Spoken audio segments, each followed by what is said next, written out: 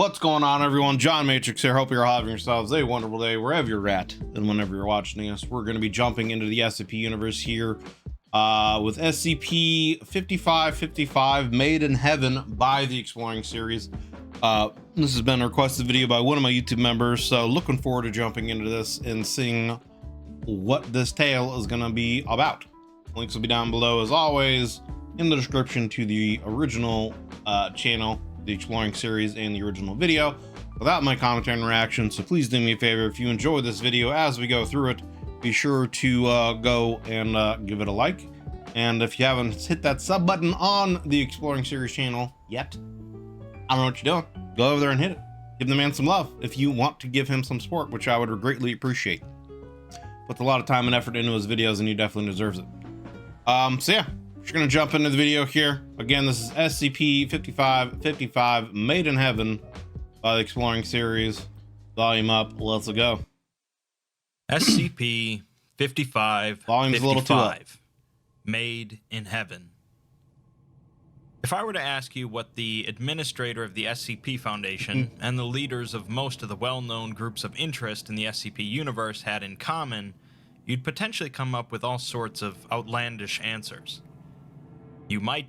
Are we like, just like, are we rolling dice here? This looks like a D20. Like, is someone playing dice in the SCP universe or something? Like, what is this? Be perplexed to think of anything that all of them would have in common, but SCP-5555 paints a scenario in which all of them seemed involved in some sort of mystery. From Dr. Wondertainment to Robert Bumaro of the Church of the Broken God. This story follows a member of the O5 Council stumbling upon a mystery that transcends the SCP Foundation itself, as they slowly unravel more and more of it. So from this intro already, it sounds like something I'll be fascinated in, because the idea, like, I like the idea of, like, blending a lot of characters and things that are known in these universes to make kind of a, I guess, a cohesive storyline between all of them. I don't know, stuff like that. This stuff's something I've always enjoyed. So I'm already eager to see what this is going to be about. We start with the current O5-1 sending an email to the entire staff of the SCP Foundation, congratulating them all on another decade of success in protecting humanity from anomalies. 10 years have gone by without a single containment breach or destroyed site. Like, does he have one of those boards in his office where it's like, how many days have gone by without a containment breach, you know, and he keeps like marking it? That's what I see when he's talking about this. Which is pretty incredible. And the O5 thanks all of them for their tireless work. The following day, O5-1 sends an email to his fellow overseers, telling them that he has made a troubling discovery, and that they should immediately fly to Overwatch Command to discuss the attached file. Overwatch, part of the SCP universe. The attached file seems to be the article describing SCP-5555, a mass grave located underneath Overwatch Command filled with anomalous corpses. The age, depth, and source of these bodies is unknown, and no records of the pit can be found in the Foundation's database or on any blueprints. Interesting. The file includes a short list of some of the corpses they've found so far.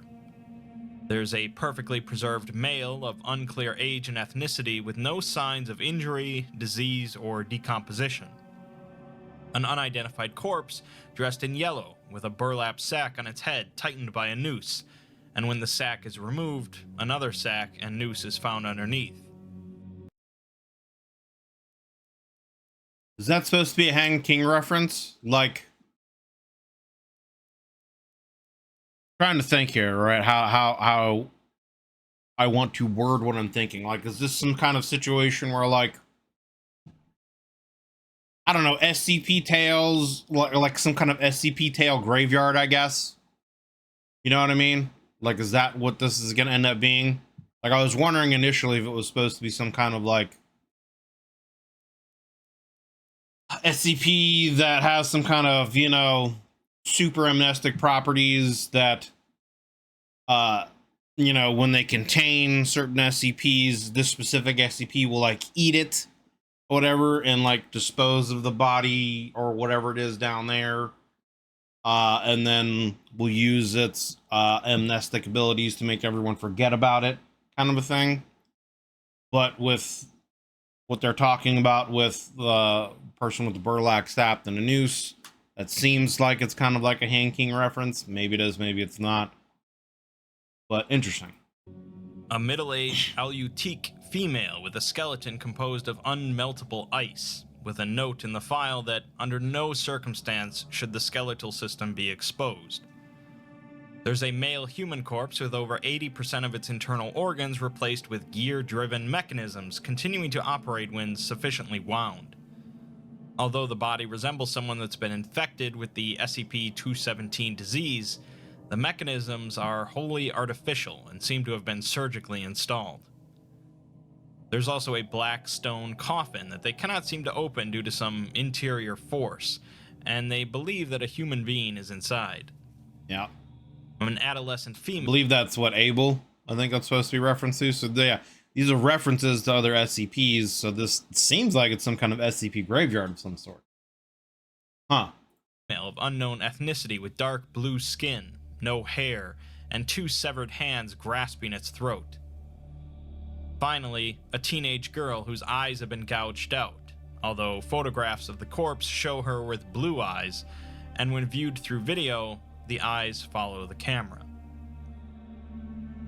While there are some glimpses of references in there, the point is that every corpse is clearly of an anomaly, and the mystery is why they've been dumped there and by whom, apparently without the O5's knowledge. O5-1 sends an email to the Foundation administrator, an individual that is typically depicted as a mysterious and enigmatic figure above the overseers themselves. O5-1 says that earlier that day, 15 Foundation sites received orders signed by the administrator to transfer several of their more notable anomalies to a new site in the Siberian tundra, a place that was actually Overwatch Command. He doesn't think that anyone could fake the administrator's authorization, so he demands some answers. We see a headline from the Wall Street Journal that shows the stock price of Anderson Robotics plummeting, an anomalous technological company. So something is happening behind the scenes beyond just the SCP Foundation.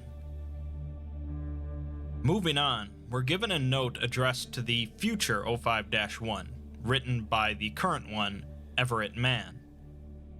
Mann stumbled upon this whole mystery, and is writing these notes to pass the info on to his successor, whoever that might be.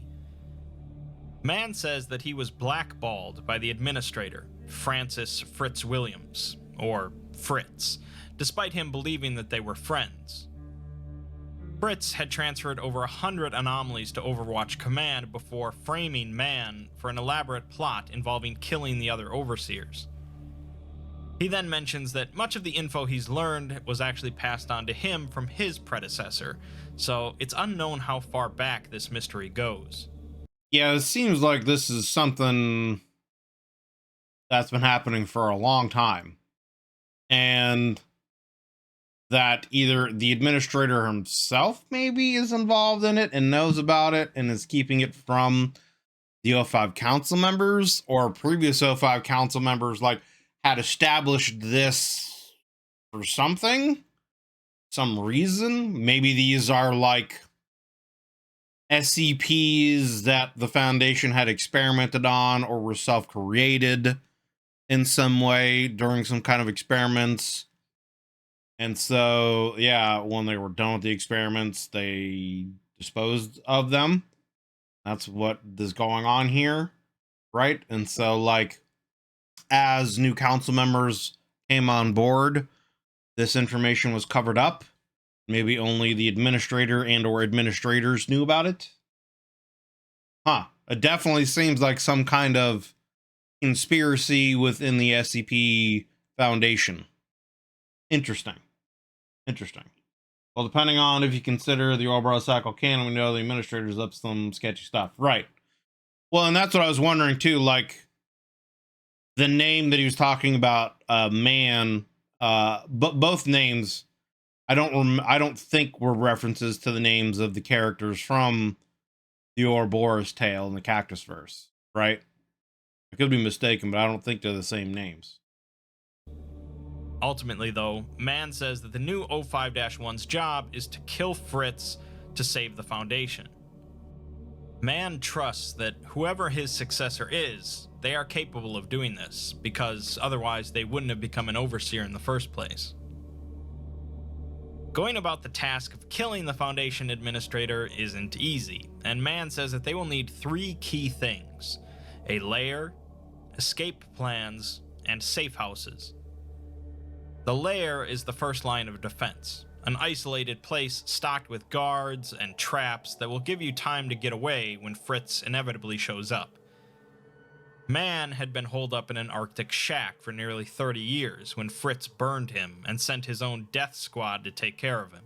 Yikes. He had spent that time making decisions remotely and then smoking the memory of those decisions away, so he barely remembered how to hold a gun by that point. He had often read The Most Dangerous Game, though, and it had inspired him to rig his lair with crude and simple traps, but they had worked on the death squad and gave him time to escape. Second are the escape plans, which are more important than the lair itself. He says to be ready to leave anytime and anywhere, whether mid-meeting or mid-toilet. You should give fake escape plans to your closest friends, as those are the ones that Fritz will get a hold of first. He suggests that if teleportation is not mundane by the time this occurs, find some SCPs that let you teleport. After Fritz is onto you and you've... And I mean, right, like,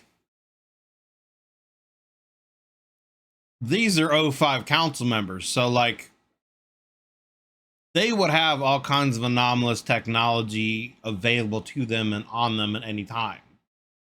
So they would have access to all kinds of stuff that would probably make them difficult to capture, right?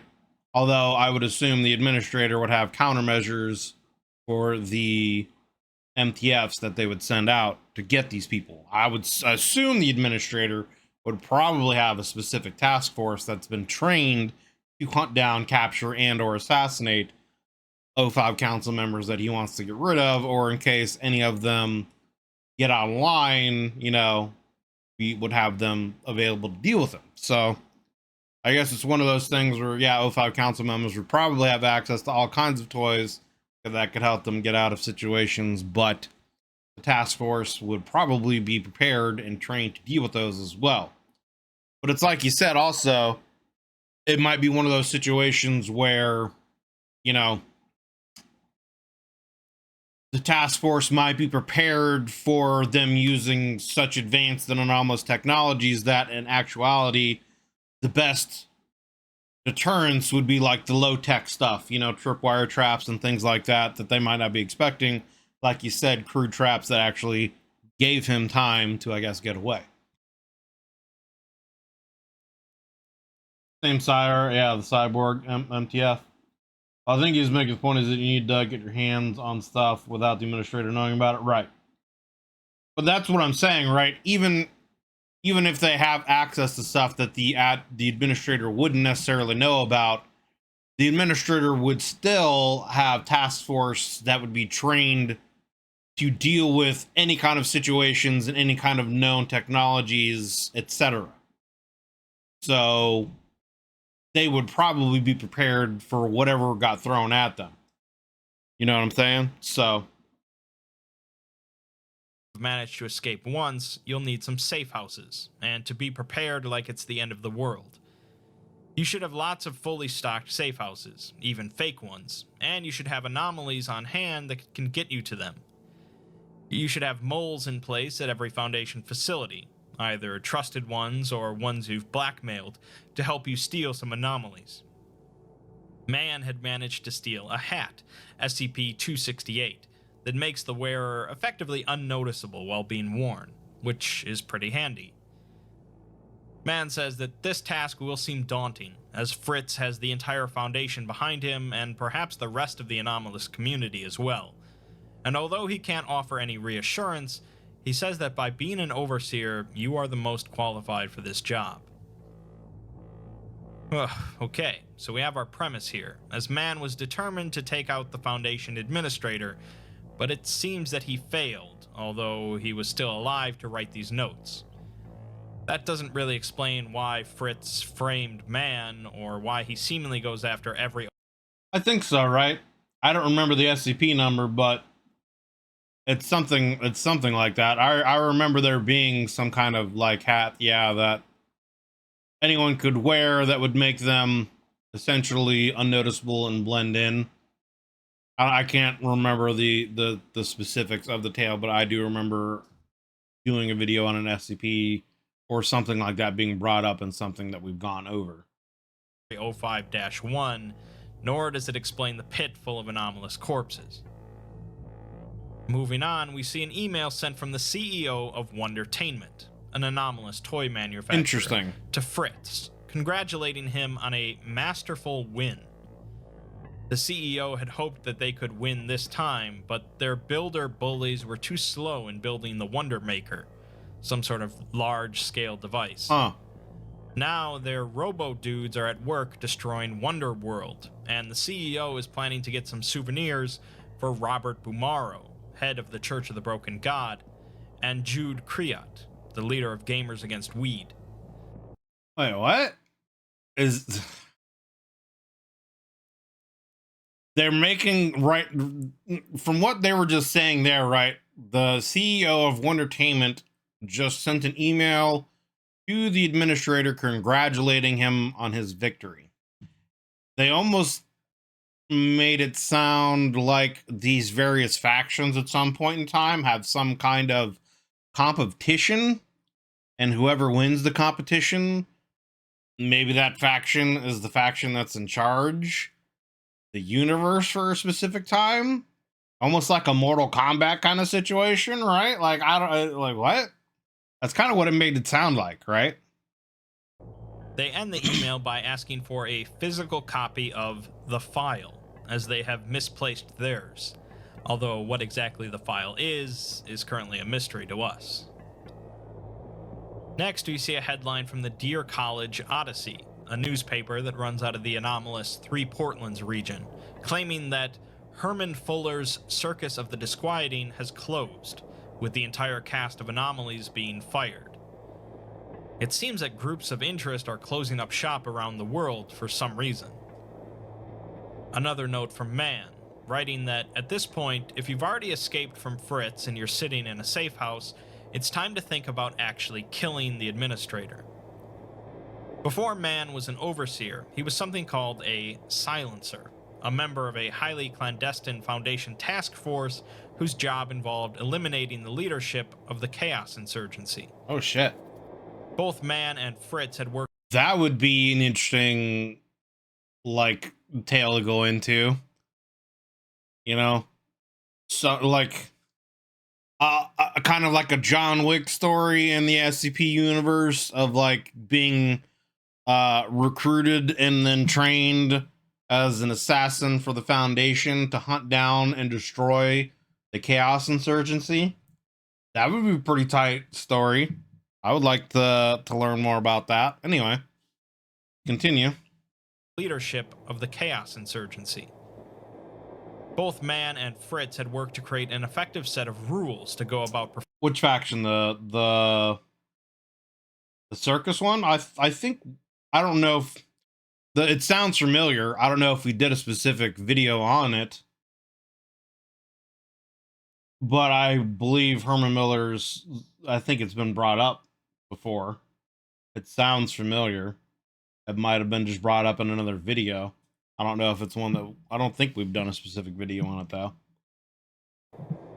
Both Man and Fritz had worked to create an effective set of rules to go about performing this task, and Man finds it somewhat ironic that they'll be using these rules against Fritz. The most important rule is to ask the right questions, which are who, what, where, when, and why. The who in this case, based on the email that Man had recovered between Wondertainment and Fritz, seems to include the leaders of a number of different anomalous groups, possibly all of them.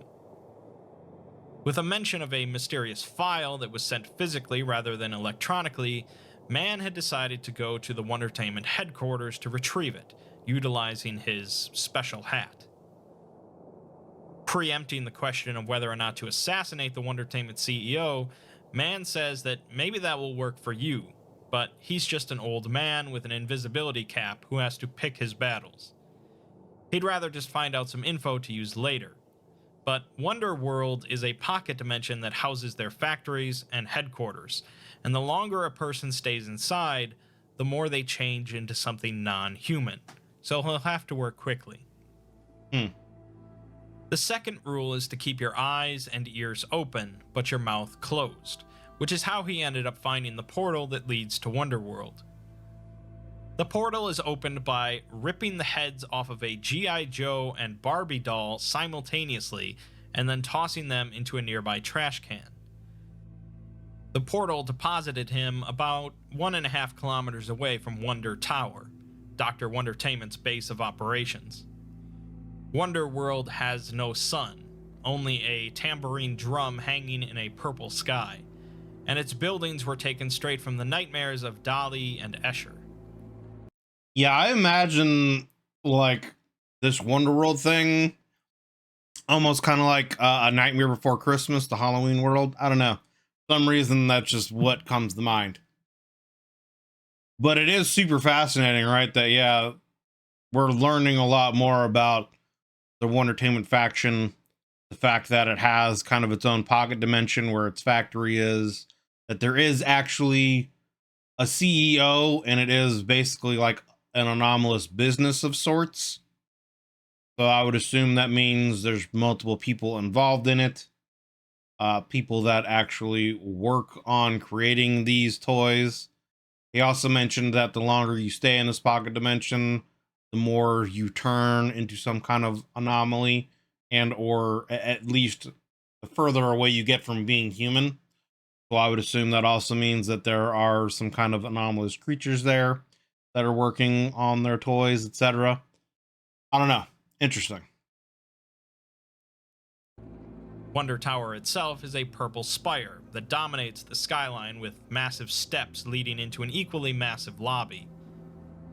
Man used his hat to walk up to the secretary and obtain a keycard to access the doctor's private office, also learning that she was not there currently. Man says that the third rule is to be patient, and he broke this by being complacent and immediately going up to the office instead of waiting and learning her schedule. His haste overcame his better judgment, and he nearly died because of it.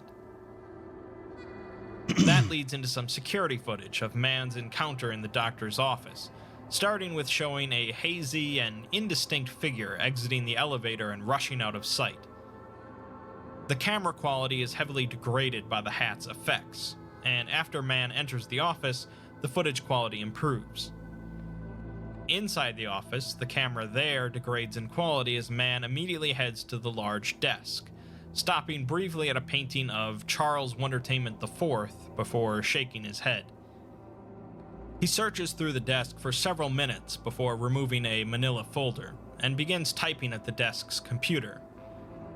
While this is happening, the CEO of Wondertainment, Holly Wondertainment, exits the elevator and enters the office before locking the door behind her. She enthusiastically greets Man, who she has met before, and says that he has thrown quite the wrench into their little setup. I'm just picturing Harley Quinn. I don't know. That's just what comes to my mind. I just feel like there's some kind of woman in some kind of like Harley Quinn outfit, you know, talking to him in that kind of, you know, New York, New Jersey accent. Man says that it's only a matter of time before he learns everything, but Holly says that he doesn't even know what he doesn't know. Man asks her who else is involved in this little scheme, such as the other 05s, but Holly says that they'd never play with their stupid little numbers club, as this game is bigger than their little Sandlot. Man demands that Great movie, by the way, Sandlot. Definitely recommend it. Anyway. She explains, to which Holly laughs and asks when he became Batman. But she's not. See? Harley Quinn, Batman. Not a pretty little airhead he can scare. She pulls out a large super squirter and aims it at Man, who says that she does seem more deranged than last time. It seems that the last time involved Holly disemboweling an entire Foundation site for toy parts and playing Operation with a strike team's bodies. Yikes. After which Man tried to murder her. Man then asks what they are using the— Bro, we're getting into all kinds of crazy history here. What? She took over an entire, like, SCP site, disemboweled, and played doctor with a task force, and almost murdered him. Okay, we're getting into some lore here, some deep lore. The pit for, and she realizes that he's read the file, so she tells him to get on the ground. A fight ensues in which Man takes cover behind the flipped desk, firing out with a pistol, while Holly uses the anomalous super squirter to melt the desk. Jesus. Eventually, Man leaps out and shoots Holly in the torso 6 times, causing her to fall to the ground. As he approaches her, she throws a whoopee cushion at him, which violently explodes and knocks him against the wall. Mm-hmm. She rises to her feet and limps towards Man, who suddenly gets back up and tackles her. They wrestle as the office burns around them from the explosion, but Holly overpowers him and begins repeatedly punching him in the face while laughing. Man manages to flip her over and takes the super squirter, unscrewing the cap and dumping the liquid contents onto her face. He holds her as she screams and struggles before going limp. Man stands, notices the camera in the room, and shoots it, ending the footage. I can't help but to think about the scene in Saving Private Ryan with the knife, you know, slowly getting punched in the guy's chest. Gives me that kind of vibes right here with him, you know, having her pinned down and pouring this liquid, which I assume is some kind of concentrated acid, on her face as it melts away until she no longer is moving. Yikes. Yikes. Well, we've certainly set the tone for this article then. Yeah, no kidding. And despite it not being his intention, he managed to kill Dr. Wondertainment. Although, in his note, he implied that Dr. Wondertainment is still around, so perhaps he didn't. Yeah, I assume... I don't know. I mean, there's probably clones, right? She could just be a clone or like a personality fragment of a Wondertainment or something like that, or who knows? You know, it could be a situation where... What's the word? Can't think of the word off the top of my head, but essentially someone who's posing as someone else, but, you know, to cover for them. But yeah, it wouldn't surprise if that's not the actual real Wondertainment. And it wouldn't surprise me if the real Wondertainment isn't some anomaly or AI or who knows. We're then given another version of the SCP-5555 file, but this one seems to be written from a much different perspective than the last one. Yeah, doppelganger or something like that. The special containment procedures read that upon completion of the turnover and the reestablishment of the facade, SCP-5555 is to be sealed over with concrete, and no anomaly will ever visit SCP-5555 more than once in their lifetime. Additionally, 5555 is not to be discussed outside of preparation periods. As for the description, it's still a massive pit located underneath Overwatch Command, but we learn that when a cataloged SCP enters the pit, it will die, and then its skills, personality, and anomalous attributes will be slightly modified and reassigned to a new instance. This new entity will instantaneously manifest near the location of the SCP's initial discovery. The final text says that at this time, the previous round has ended, and a preparation period has begun. That's kind of fascinating in a lot of different ways and for a lot of different reasons, right? Like, I mean, just the implications, right? So, like, any SCP or any kind of anomaly that goes there instantly dies, and right at the time when it dies, another SCP is created with some kind of characteristics and attributes similar, but maybe modified slightly from what the original SCP is, right? So that almost kind of indicates that, like, there's some kind of force of nature behind the anomalies, and like the anomalies are always supposed to be around in some form or shape, and that they can never die, they just change in certain ways, you know? Like, there's a lot of very interesting implications with that. Huh. So that, I mean, technically that would be, how am I trying to word this, right? So like, you don't want to essentially necessarily ever kill an anomaly then, because it'll just be recreated somewhere in the world uncontained, which means that the Foundation is like a fundamental important function essentially in reality and in the universe, to contain them instead of destroy them, right?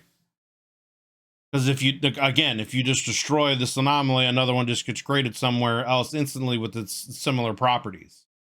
So like, you know, you kill, if you actually manage to kill 682, another 682 in some other fashion is made somewhere else in the world and could go out and, you know, cause all kinds of havoc somewhere, you know, something along those lines. So it's almost kind of like a fundamental principle that containment of these things needs to like have precedence. Interesting. All personnel are asked to comply with SCP-5555 directions as assigned. So it's a big pit that can somehow instantly kill absolutely any SCP Right. that enters it, but it then... And then, so like, what are the implications of that? Like, what is it that kills the anomalies? Is there a, like, actual SCP down there that just does it?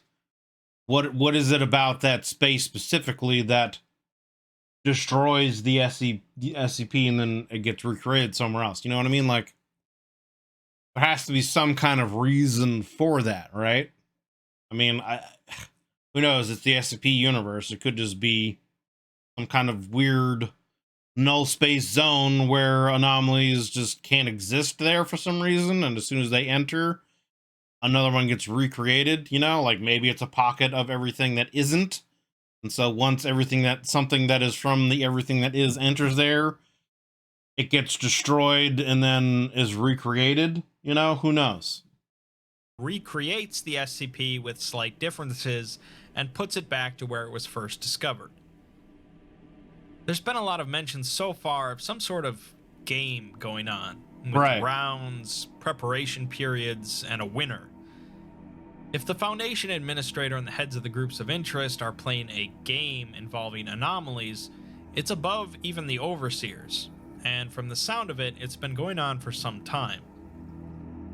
Right, exactly. We're then given a short list of some anomalies that were put into the pit and what replaced them. An entity known as the Doctor was lured into the pit, and shortly after, they received reports of a black-robed entity in France, also able to kill via touch, this one wearing a Plague Doctor mask instead of a gas mask. Abel stepped out of his box straight into the pit, and reports emerged of an enraged, tattooed warrior spirit appearing in Mongolia, this one wielding swords instead of guns.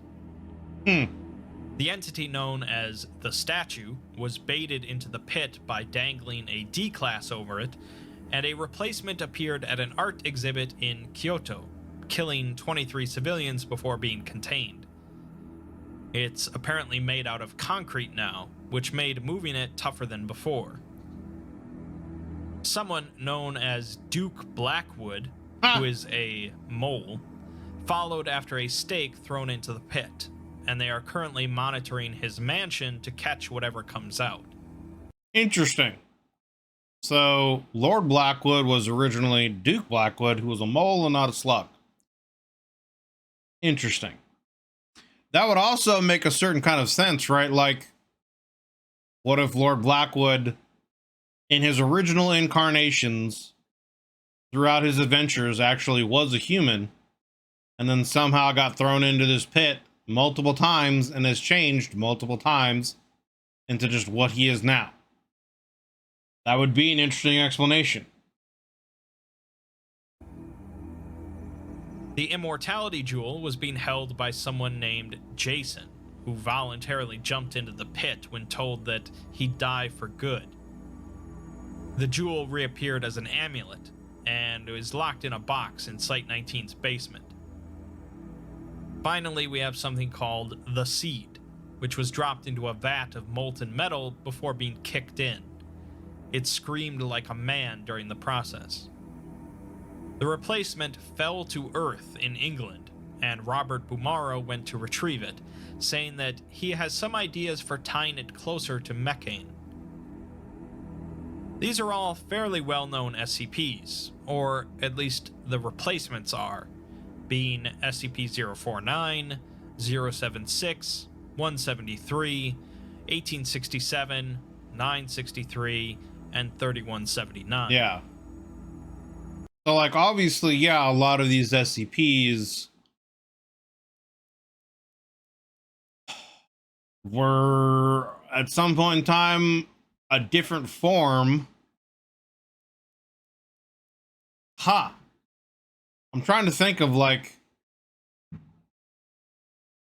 what would cause all these, other than essentially the Foundation itself, right? Like, or the GOC or some other kind of faction taking a lot of these SCPs and throwing them into this pit to destroy them, not realizing that they would be recreated in some other way, right? Like, other than that, what would cause all of these SCPs to be down there and have died potentially multiple times to only be recreated, right? And again, like, it almost seems like it's a situation where maybe at one point in time in existence, there was no SCP Foundation. These anomalies were showing up. Maybe some kind of wizard, thaumaturgist, whatever, created this pit, this zone or whatever, specifically to destroy SCPs. But something went wrong, and it would only, I guess, like, kill it in a specific form. Or maybe, again, because of some kind of rules of nature in this universe, there always has to be, like, when an SCP, when an anomaly is created, it always has to exist, right? It just has to exist in some form. So when it gets thrown into this pit, it gets destroyed and just recreated a new form. So then that's how the SCP became created at some point in time, as like a fundamental need to contain these things instead of destroying them. So that, you know, life could have some kind of semblance of normalcy. I don't know. Interesting. This raises some pretty big questions. Yeah. One being how they managed to hide these sudden disappearances and changes from even the overseers, and why on earth are they killing and recreating captured anomalies? Sometime after Mann's encounter with Holly, the head of the Global Occult Coalition sends an email to Fritz, congratulating him on his perfect addition to the game in the form of Mann hunting them down. They refer to the sheer rush of adrenaline in knowing that someone is trying to end their life, even though Holly and Robert Bumaro are clutching their pearls at this development. Bumaro also sends an email to Fritz, and it seems that he, along with a few others, have spoken and believe that Fritz has gone too far. They had agreed to let Fritz try and spice up the game, but murder wasn't part of the deal. He says that dying is really unpleasant, as Holly was sure to let him know when she woke up, but adding a rogue element after already winning feels like taking a victory lap, and it's not fun. Jude from Gamers Against Weed So all of the, like, heads of these factions are, like, immortal and are, like, just running the world in some kind of game. Like, are all these people chaos gods? And this is just a great game in some fashion in this universe, right? Like, is that what's happening here? Is the administrator a chaos god? Is the head of the entertainment, Holly, she a chaos god? You know, etc. Is that all this is? And this is just a great game? What? He iterates this point, although a bit more bluntly. Pun intended. So by all accounts then, Fritz won whatever game they were playing, and now they're all packing things up, such as Anderson Robotics closing their doors and Wondertainment destroying Wonderworld. It would also seem that they are indeed immortal, although things that would kill them are still not pleasant, Right? and they take some time to recover. Bumaro and the others believe that Fritz introduced Man into the mix to hunt them down, but by Man's own admission, he has no interest in killing them aside from Fritz. Whether or not Fritz is actually responsible for Man stumbling upon things and acting against them remains to be seen. Another headline from a Canadian newspaper tells us that a lake in the region mysteriously turned red, becoming SCP-354. We've covered this one. Man says that the scuffle with Holly Wondertainment ruined his invisibility hat, and he barely made it out of Wonderworld with the mysterious file. He did manage to steal some of her playthings though, such as the exploding whoopee cushions and a squirt gun, as the fourth rule is to be resourceful. The file contains that other version of SCP-5555 that we've already read, and it definitely bothers Man. He discusses SCP-3179, referred to as the Seed, and says that it came from space, and he was there when the Cogwork Orthodoxy handed it over to the Foundation, implying that Fritz and the others must have been planning this for a long time. He doesn't even think that SCP-006, the Fountain of Youth, would provide the kind of longevity that they seem to display. The fifth rule is prioritize, and the sixth rule is cut the head off the snake. And since it's pretty clear now that Fritz is leading this whole thing, he needs to be eliminated. Man tells his future successor to pass the SCP-5555 file to every other overseer and senior staff member they can, in order to raise some awareness to this problem. Man plans to go to England to track down Robert Bumaro, hoping he can get Fritz's location from him. It's a bit trickier now as he's lost his hat, and the conspirators are alerted to his presence. Man flies to Paris and takes the Channel over to England, but the Cogwork Orthodoxy, a branch of the Church of the Broken God, shuts down the train while it's underwater. They had been on the train posing as immigration inspectors, but Man had recognized the ticking of their clockwork limbs. Man gave them the slip inside the train and hid until it started moving again. Man, we gave him the slip, Man see? stole the outfit and makeup from a mime as a disguise. The seventh rule is, the more your disguise stands out, the less you stand out, which seems a bit paradoxical. Like, duh, Captain Obvious, right? The more your sky stands out, the more you stand out. Yeah. Yeah, I mean, if you're trying to hide in plain sight, obviously, then that's one thing, but, you know. But he's the expert. The town of Dover is filled with members of the Cogwork Orthodoxy, and Man has never seen so many out in the open before, suggesting that whatever their Is this an SCP Dreadnought? Like, what is this? game is must be coming to an end soon. He steals a bicycle and rides towards the town where Bumaro was said to be found. The journey takes him 2 days, and he proceeds to camp on a hill outside of the town for the following 5 days, hoping to catch a glimpse of Bumaro. This town is even more filled with cogworks, and they've replaced the local authorities. Man assumes that the GOC has suppressed news of the incident, since he knows that the Queen would never be okay with this, and the scale of the conspiracy continues to frighten him. Their primary focus seems to be a set of small craters on the far side of town, where they've set up some sort of temporary accommodations for Bumaro, and are tearing down buildings for raw materials to take to the craters. His first thought was that they were recreating the original containment unit of SCP-3179, but he hasn't seen any sign of construction. He has also yet to see Bumaro, but he assumes he's waiting things out in there, and Man can be as patient as necessary. don't know if standing on the like lip of a hill or something, or a mountain with spotlights on you as you're approaching some kind of secret base is the best tactic, but you know, whatever. I'm not some kind of hitman assigned to kill While they may have covered up that anomalies. situation, not everything is being covered up, as a headline from the Guardian newspaper tells us that London is currently under siege from some sort of avian mutants. Uh-oh. Bumaro finally makes an appearance after 10 days as he walks out at dawn, peeks at one of the craters, and immediately goes back into his accommodations. Man suspects that the cogwork is almost done here, as fewer and fewer of them are showing up each day. He's put together a plan to kidnap Bumaro, which involves sneaking into the sewer system and planting some improvised pipe bombs in the cogwork's latrine. For whatever reason, the cogworks use the latrine in packs, so he plans on wiping them all out at once with the pipe bombs and using the Wondertainment squirt gun to incapacitate Bumaro and take him into the sewers.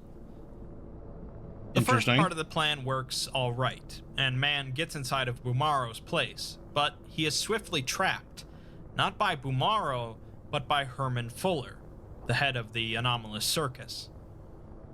Bumaro comes out while Fuller points a gun at Man, not interested in making the same mistake as Holly did. Bumaro says that Fuller should just blow him away right now since he's dangerous, but Fuller replies that Man has worked alongside Fritz for decades, and his knowledge could give them a huge advantage in the next round.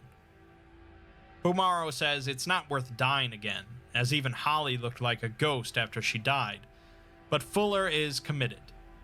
He asks Man to tell him everything he knows about the man he calls Francis Fritz Williams, or he'll be shot. Man wonders why he would know more about him than they do, since they're all in this conspiracy together. Right. But Fuller says they weren't close like him and Man. Man responds that if they really were close, Fritz wouldn't have tried to kill him. Fuller claims that Fritz didn't mean that, and if he had really wanted Man dead, he'd be dead. Man isn't convinced, saying that he knows Fritz better than his own father, and he definitely knows that he wanted him dead. At this point, Fritz makes an appearance. See, I mean, is that the case, or is that a situation where, like, you're under his manipulation, right? Like, this whole thing, part of an elaborate plan that he had, and he's using you to go after and kill these other people, but he made it look like, you know, he wanted you dead to motivate you to do this, etc. You know, or you just acting as his hitman? Who knows? I don't know. There's definitely a lot of like twists and turns going on with this, and I really don't know where this is going yet. There's a lot of things that have been brought up, posing a lot of questions, but so far as we're going along in the story, they're just adding more and more stuff to it without like really answering any questions yet. So apparently now Fritz is showing up here, and we're, I guess, going to see what's going to happen now. And apologizes to Man for not responding to his emails, as he's been busy cleaning up after his associates.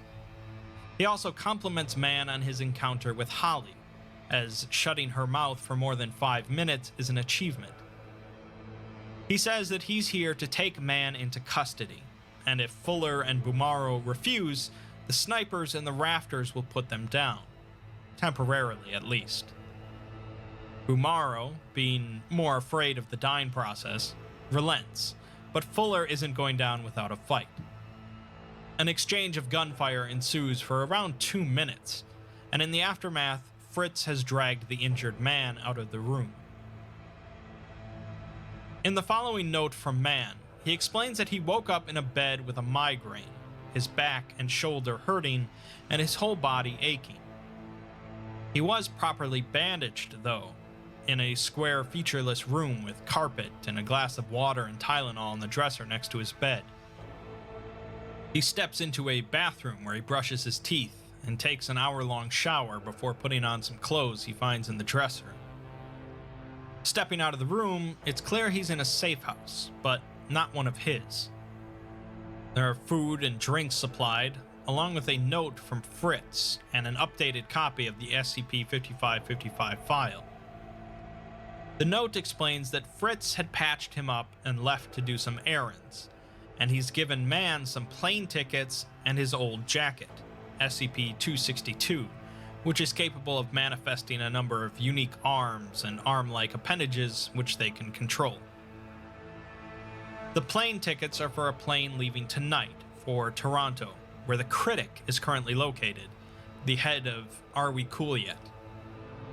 He tells Man that his encounter with Rumaro and So now there is actually a head of Are We Cool Yet? Whereas before, that was just supposed to be a group of people, right? There wasn't supposed to be like this one individual person, from what I understood. Interesting. It's also interesting that they're called the Critic, right? That's kind of fitting. I mean, yeah, this is a tale that is definitely going in a lot of different places. I'm just curious as to where it's going to end up, because it seems like, again, it's posing a lot of questions, bringing up a lot of interesting things, but so far, not a whole lot of answers. I feel like the administrator's just bored and he wants to wipe the slate clean. Well, I mean, that's part of what this game is, right? It's probably something along those lines. I feel like there's something with this game where, like, whoever wins gets to, like, rewrite. They get to create the next Hytoth or something along those lines. You know what I mean, right? Like, they get to run things or set things up how they want to for a certain amount of time or something like that until the next game happens, and whoever wins that one, then they get to do it. I don't know. Fuller might have rattled him, but he should shake it off. Right. Since he's got a world. I mean, yeah, it's clear that he's using Man to go and kill the other leads. But it is even, like, they were even stated that, right, like, it seems unnecessary, right? Because Bramaro, like, they'd read an email from him that's like, yeah, you know, you won, but you don't need to have send this guy to kill us too, because, you know, that's kind of, you know, poor sportsmanship here, guy. And then, I mean, the thing is, too, is like, what is it even really accomplishing? Because they can't die. Like, Holly's still alive. It's just a situation where, like, it's, what's the word? It's,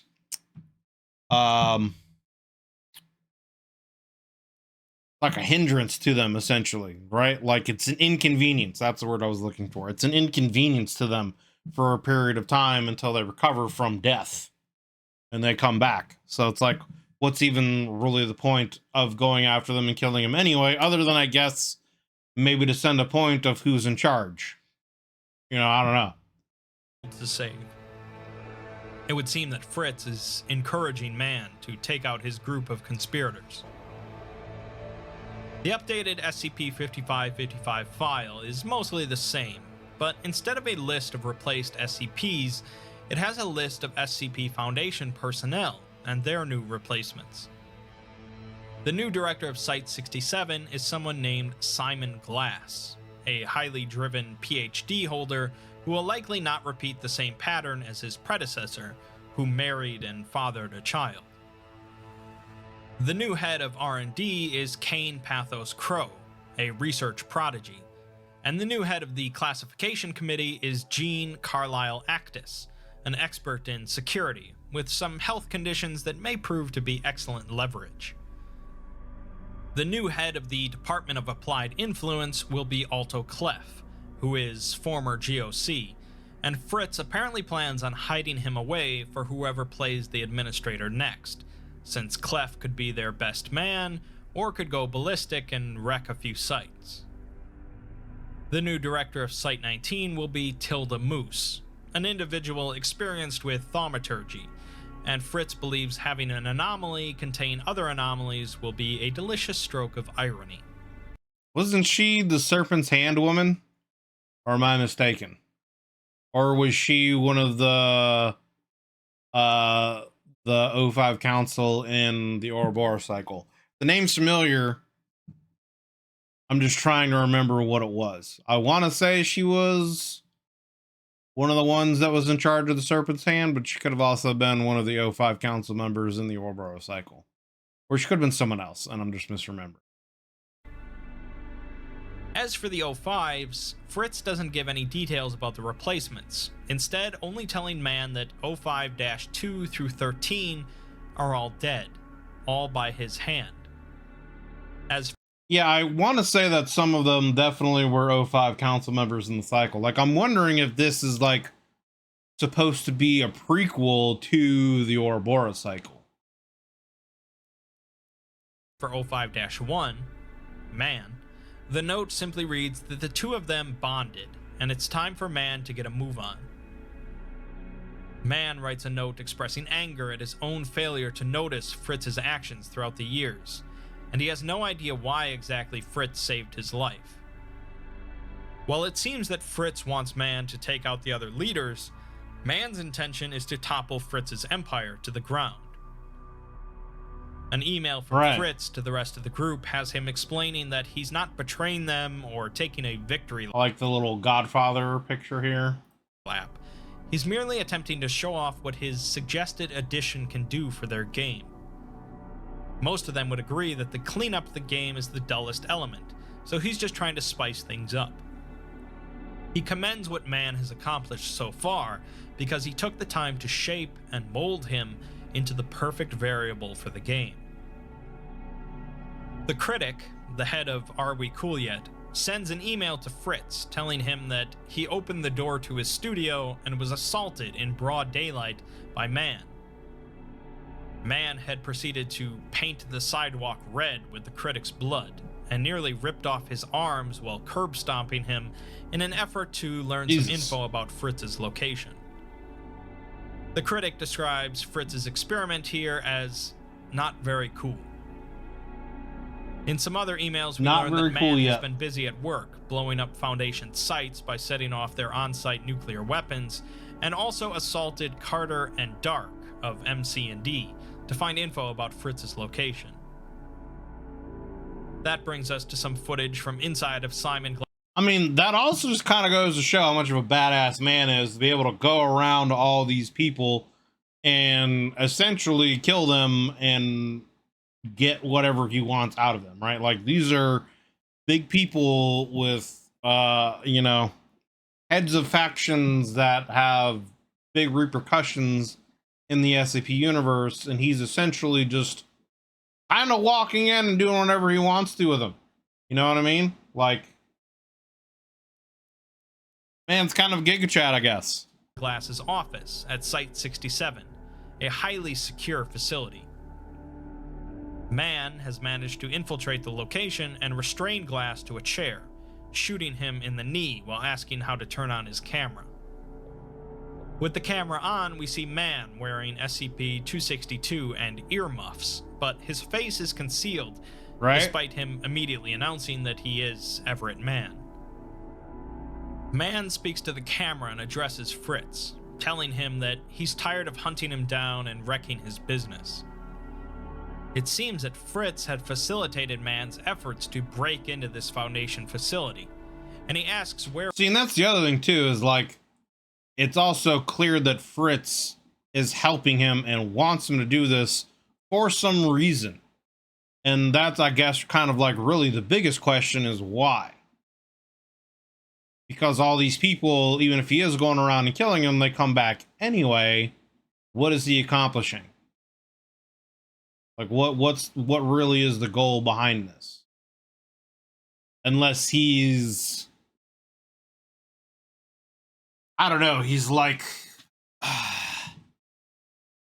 he's preparing Man for something. Maybe he's preparing Man to take his place, and Fritz wants to actually like die. Maybe this is part of that cycle. Like, once the game ends, Fritz, you know, whoever is the administrator has to be replaced, and this is his, you know, quote unquote apprentice. And so he's having him go through this procedure of learning all about these people, the heads of these factions, what their weaknesses are, how to eliminate them if necessary, collecting all this information so that when he takes Fritz's place, he will have, you know, all this leverage against them so that he could win the game again in the future to keep power so that the Foundation could keep running things as they see fit.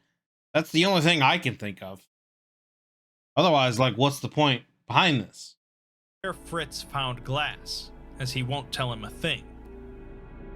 Man shoots Glass in his other kneecap and asks where he came from.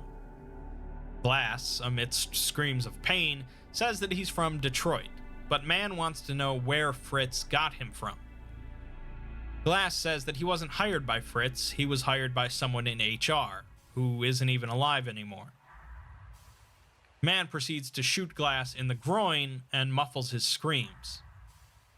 He asks Fritz where he's getting all these people, and how long this has been happening. He also wants to know what SCP-5555 really is, and why would he try to kill him and then save him, and what is the conspiracy trying to do? Man shoots Glass 3 more times and tells Fritz that he's coming home. Home in this case is Overwatch Command. Right. And Man steps past his former colleagues' offices as well as his own, and proceeds straight towards the administrator's office. He steps into an office that resembles a suburban American home, and sees Fritz mashing potatoes in a bowl in the kitchen. Fritz tells him to grab some beers from the fridge, which Man does, putting his gun on the countertop. For real. He's not happy with Fritz's choice of beers, but sits down at the table as Fritz serves a pork chop dinner. Man quickly dives into the meal, while Fritz tells him not to eat like a savage. Man responds that he'll eat however he pleases, and that Fritz isn't his father. Or is he? Asking about the decoration change in the office, Fritz explains that executive desks just wasn't his style, so he figured he'd turn it into a home away from home. He had invited Man here multiple times, but Man had been too hesitant to leave his Arctic shack. At this point, Man asks what this has all really been about, to which Fritz says that they should play a game, where they each get to ask 3 questions, one with a short answer, one with a medium answer, and one with a long answer. Man agrees as they share. Well, and I mean, right, like, if, let's say, Fritz is, like, actually an immortal being, right, like, who cares? Like, if death really, like, is a situation where, yeah, like, you die, but you come back, like, I would be pretty nonchalant about it too, man. You know what I'm saying? Like, yeah, okay, this man's on his way to kill me, whatever. It's gonna suck when it happens, and the recovery process will suck too, but eventually I'll be right as rain, back to where we were, you know what I mean? So it's like, I don't know. A bottle of. And I mean, clearly he has a plan behind this too, and Man is falling into place with what he wants. Bourbon. Man's first question, with a short answer, is how does he kill Fritz permanently and end this conspiracy? Fritz has no idea, as he's already tried everything the Foundation has and then some, and nothing's worked, which is also true for the others. Fritz's short question is, has Man been having fun? To which Man responds, yes. Man's medium question is, why did Fritz save him from his co-conspirators? Fritz doesn't really consider them co-conspirators, as Fuller was more of Holly's friend than his, and Bumaro is just fun to mess around with. Fritz saved him because Fuller and Bumaro are a couple of spoil sports, comparing Man to the bourbon, something full of potential but needs age and experience. Man really impressed him by all the trouble he's been causing, sneaking into Foundation sites, setting off nukes, even the simple traps he had used on the Death Squad. He's a one-man army, but he needs more time. The others have come around. It's literally like SCP John Wick here is what this is. To seeing the appeal of including him in the game now, and they are the kind of people he needs to bring out his best. Yeah, I feel like this is almost a kind of like a prequel story to the Ouroboros cycle, where like they're establishing a situation where a rogue element person is going to come in, kill everyone, and in doing so, replace the administration of the, you know, SCP Foundation and the O5 Council, and then run it how they see fit, and the cycle will repeat as part of, you know, him reforming this game, I guess. You know, I don't know. Self. Fritz's medium question is the same as his first, asking Man if he's been having fun. Man elaborates by saying, a little, as it's been nice to travel and work in the field again by planning and executing operations. That doesn't make up for what Fritz has been doing to him and the Foundation, and the pork chops, bourbon, and bandages don't excuse things. He's killed 113 Chaos insurgents, run through 20 body doubles, had 13 world leaders assassinated, had 9 others replaced, ordered 19 false flag operations, and racked up 60,000 civilian casualties, all taught to him by Fritz.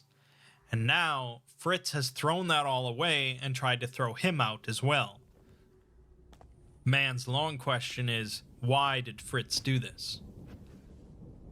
Fritz responds with a number, 1,300,000,000, which is apparently his all-time body count of people killed by him or because of him. Jesus.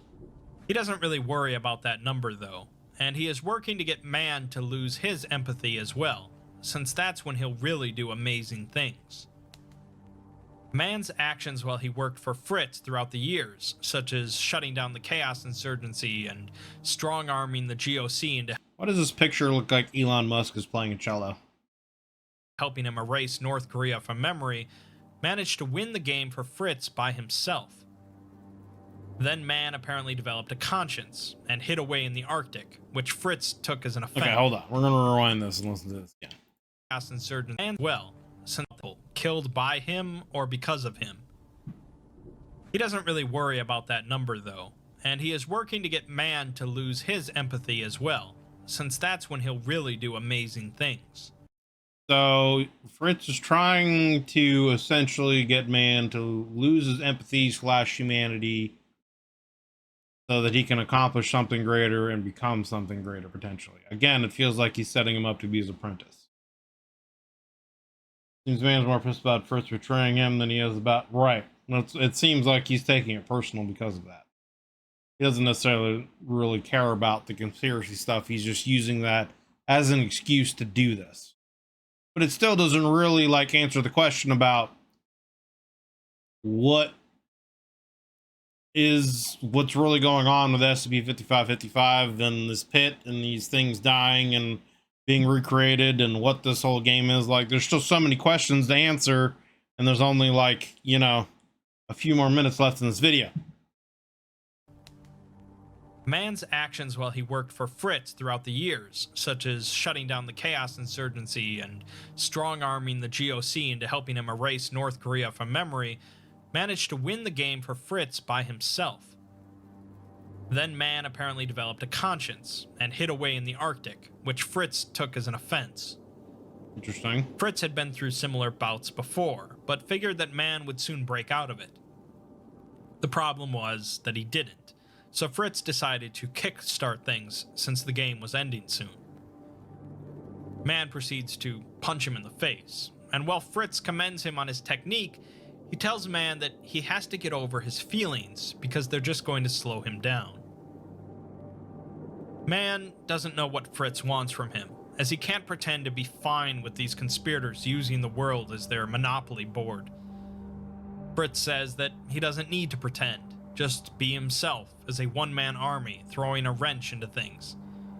He's had more fun following Man's adventures than he has in the last dozen games combined. His long question to Man is, are you ready to have some fun? Man draws his gun and shoots Fritz in the head, succinctly expressing his refusal. A moment passes before Fritz's neck realigns itself and a bullet falls out of his forehead. He stands and claps Man on the back, telling him that he's already getting into the swing of things. Man sits down as Fritz says that he did a hell of a job and he'll fit right in. He might even learn to enjoy himself, but for now he just has to get up to speed on the rules. At this point, you likely have a good idea of what exactly the game is, as we have a collection of immortals that go through cycles in which they each have some sort of win condition. Right. These win conditions are never explicitly stated, but we can infer things based on what we know about each of the groups. We can assume the Foundation wins once a certain number of SCPs or certain specific SCPs are contained by them. Well, the GOC might win once those same SCPs are destroyed. The rest of the groups are a bit trickier, but it's likely that possession of anomalies in some capacity is important. Right. The final email is from Fritz to the rest of it. Almost kind of seems like it's a situation of like, yeah, whoever controls the anomalies just wins because they have the power in some shape or form.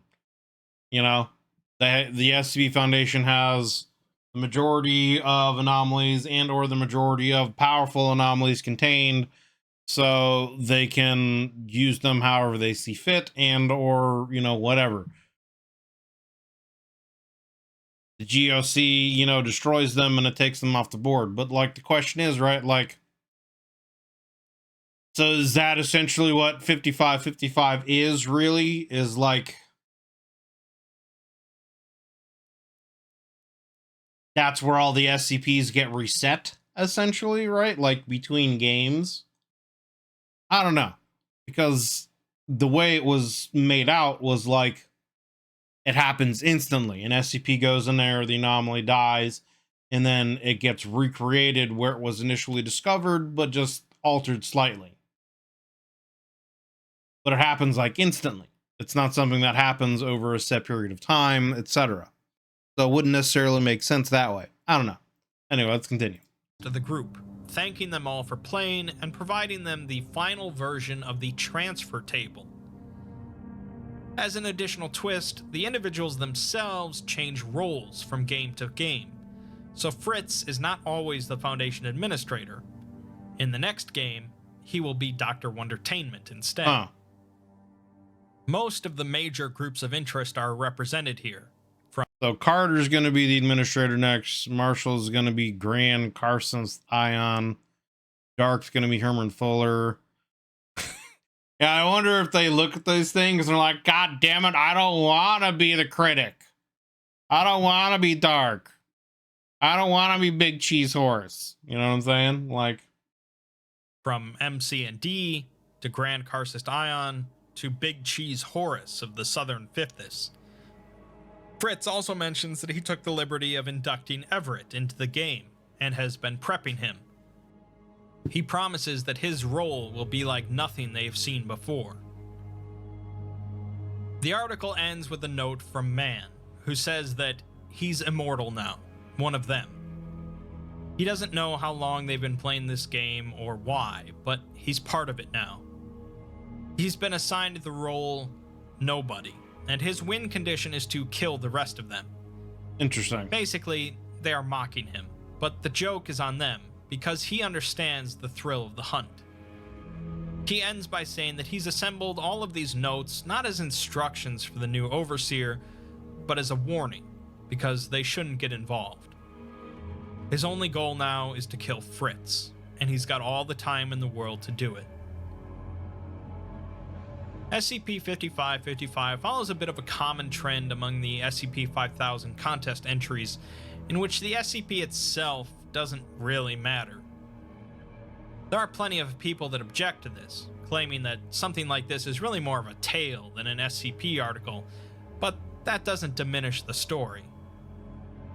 There are vibes of the Ouroboros cycle here, and the story raises some questions about how exactly this game works as far as outsiders are concerned, but it was a fun take on what exactly bored immortals might get up to in a world filled with anomalies. In all likelihood, Man will become accustomed to his new role, Fritz will never truly die, and the game will continue for a long, long time.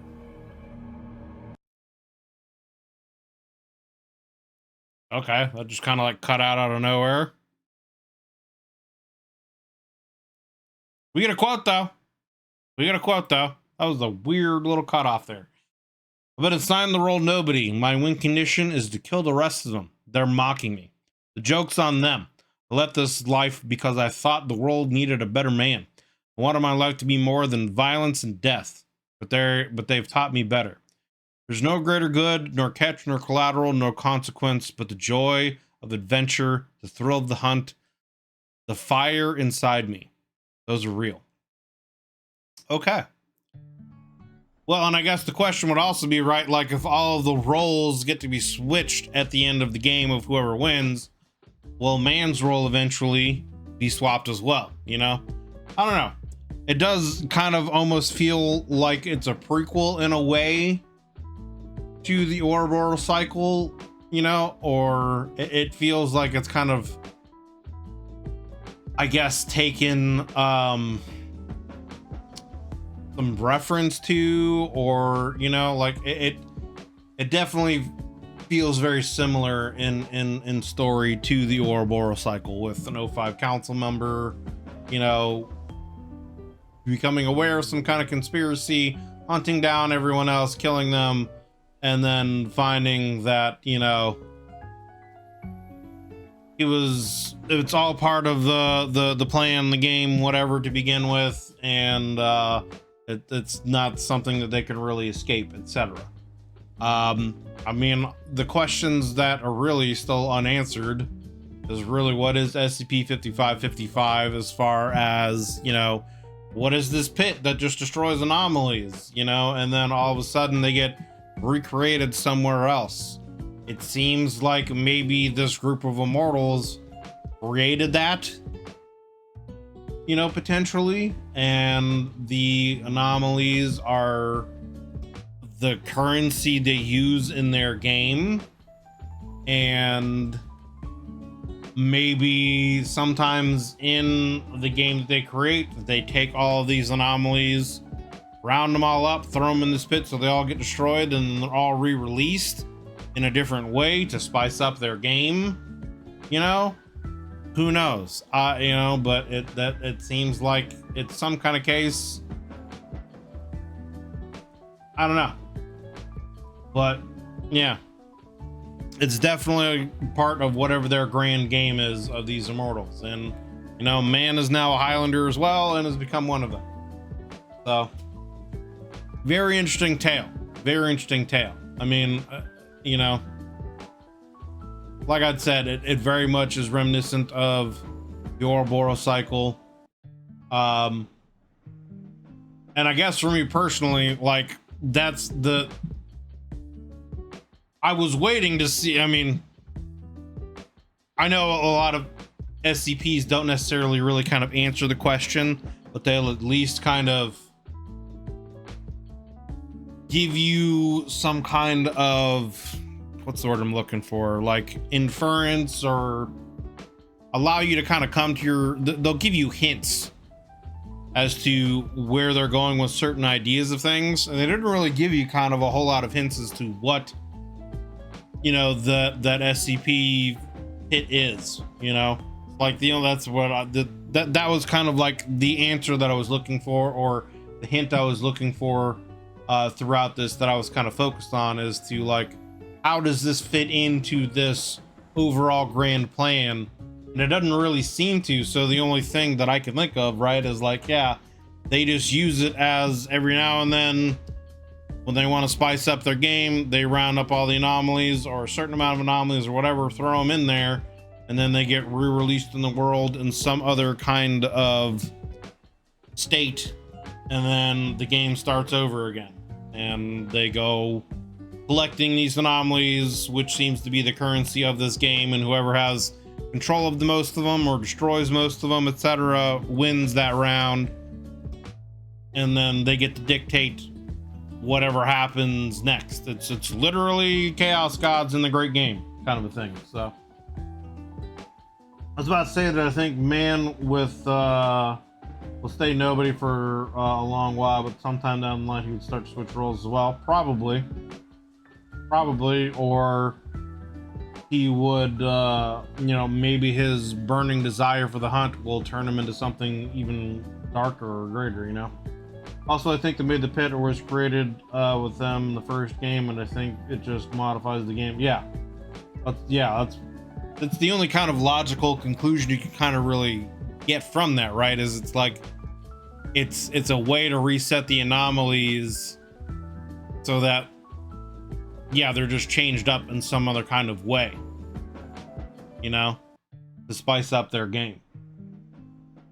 I think the pit is a red herring. You're supposed to fixate on it. I mean, it could be, but I think it's more along the lines of what, you know, me and Fuse were thinking, that it's kind of a reset button for them to just throw the anomalies in, and then they get thrown back out in the world in some kind of slight alteration to spice up their game. So they're not just like going after the same things in the same way over and over again. Because, like, you know, how many times have we replayed a game and then it's like, I've done this so many times, I know how to get through this part, you know, it just becomes not as fun and not a challenge anymore. And so for a group of immortals, how else are they going to spice things up other than to, yeah, throw the anomalies out there and change them in some kind of way? And then, of course, them adding man in here, which also then means that they'll probably add other immortals over the years to do different things as well and have different roles, you know? Right. I have a personal term called a Foundation SCP, where you can base a whole canon off of. There are a ton of stories that can be told in this canon that would make a much easier sense. Yeah. Oh, I agree, but the point is, yeah. Or the really much again is, yeah. They're trying to get you to fixate on something, and yeah, I get you. So, yeah, there we go. That was SCP-5555 Made in Heaven, which is also interesting. The title Made in Heaven, which kind of seems like it doesn't really have anything to do with the story at all either. So, but links will be down below, as always, in the description to the original video without my commentary and reaction, and to the Exploring Series channel. If you enjoyed this video as we went along through it, be sure to go over there and give it a like, and hit that sub button on the Exploring Series channel if you haven't already, and show the man some support and love. If you liked this video of mine as we've gone through it, be sure to give it a like and a sub. That helps me and it helps the channel grow.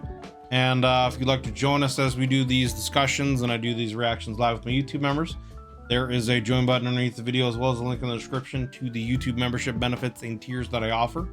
So if you'd like to come in, hang out, join our discussions, you know, been around the channel for a while and want to take your support to the next level, check that out and see if any of that have any interest for you. But it's gonna do it for this one, guys. Thank you for watching. See you on the next one.